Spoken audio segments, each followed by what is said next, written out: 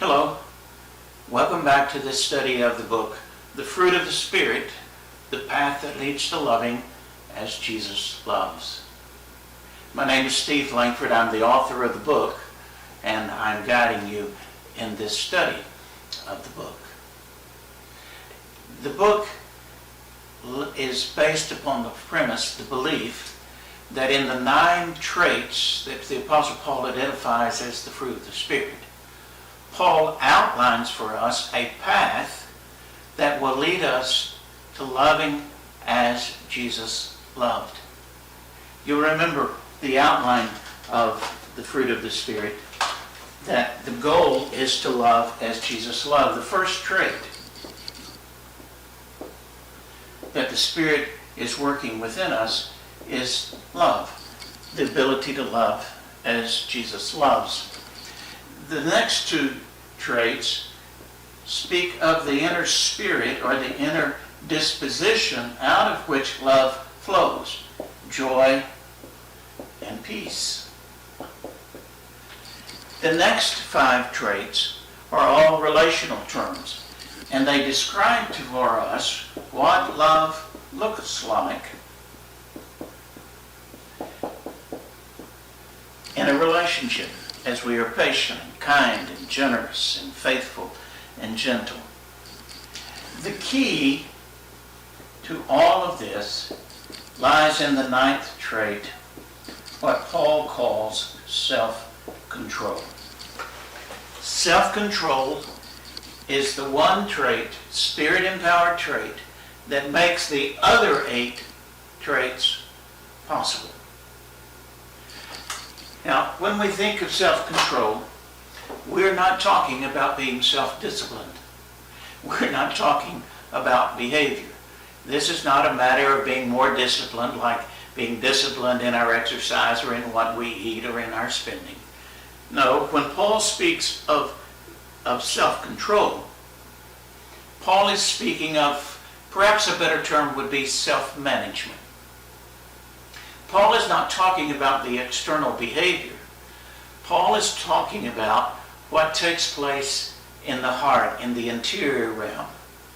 For you remember the great principle that what is on the inside is reflected in the outside.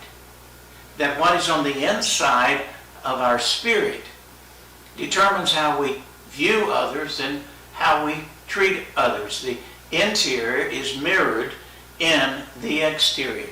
So if our interior disposition is one of anxiety and fear, if it's one of irritation and frustration and anger, then what we're going to do in reacting to the other person is to be impatient with them because they don't measure up to our expectations. They're not doing what we think they ought to do, or they're not doing it our way.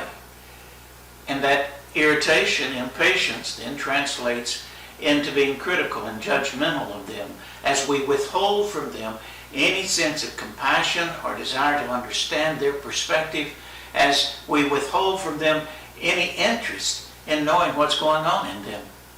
And as we withdraw, we withdraw. We become emotionally aloof to them. We push them away. We cut them out of our lives. And the way we think about them and speak about them and the way we even touch them is hard and harsh. What is on the inside is mirrored in how we treat the other. But if peace, the peace the Spirit produces, replaces the anxiety, and if joy replaces the irritation and the anger, then what we will experience in the way we treat others is the patience and the kindness, the generosity and faithfulness and gentleness that the Spirit empowers us to live out of through the fruit of the Spirit. What is on the inside is manifested in how we treat others. Our relationships are a mirror that help us see what's in our hearts. Now, self-control is what I prefer to call self-management. It is managing what is on the inside. It is managing what we are experiencing. It is managing the anxiety that is the norm of our human default nature, the flesh. Managing carries the idea that we are working with this. Control carries the idea that we're fighting it, we're going to overcome it, we're going to dominate it. Managing suggests that we work with it and are aware of it, and we change how we deal with it. Management calls to mind Jesus' words that we made reference to in the previous study, where Jesus said, "Do not let your hearts be troubled." What he was saying was, stop letting your hearts be troubled.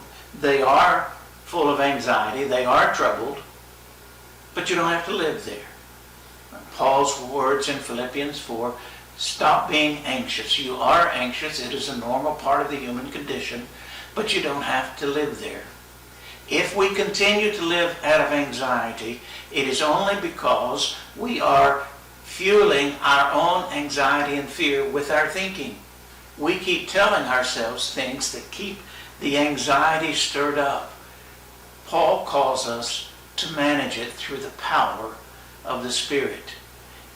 Paul calls us to stop it, to not continue in it. Now, this self-management assumes self-awareness. Self-awareness is what puts us in a position to exercise self-management. Self-awareness is simply the awareness of the inner disease, the inner turmoil that's going on inside of us when we're feeling anxious or when we're irritated. It is the awareness that that is going on inside of us. Sometimes we're not aware of the inner disease because it happens so automatically, but we recognize that we're repeating those old patterns that we always use to try to bring that inner disease down to a more manageable level. Regardless of whether we're recognizing the pattern or we recognize the actual anxiety that produces the pattern, we become aware of what is going on deep inside. And that awareness then becomes a call. It becomes a call to prayer.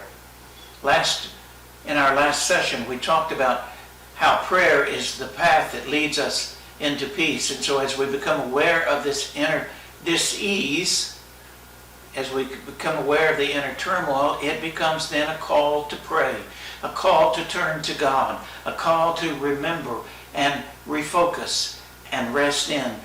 It is a call to put ourselves in a position so that the Spirit can place within us, work within us, the peace that brings quiet to the anxiety.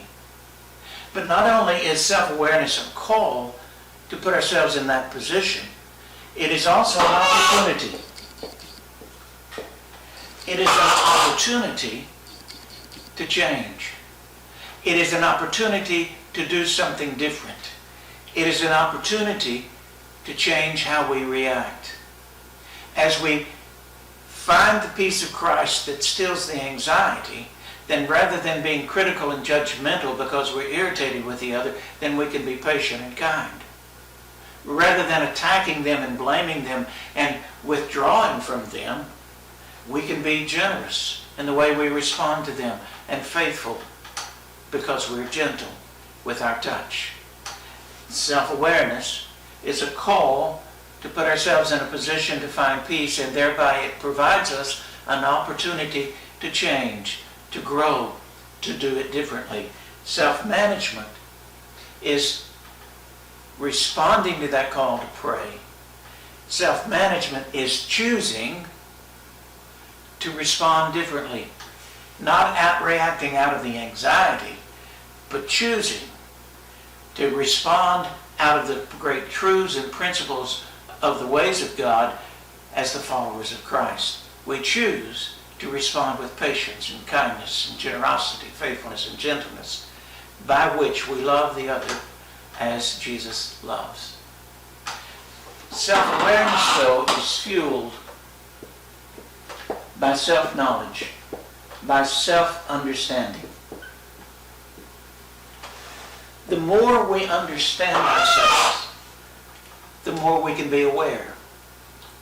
The more we understand what our triggers are, the more we understand what our patterns are when those things, that anxiety has been triggered, the more we understand that driving anxiety, whether it is the anxiety about being hurt or being abandoned and left out and unloved, or the anxiety of being inadequate and not measuring up and being flawed, or the anxiety of being not valued, of being treated as less than, being viewed as no good.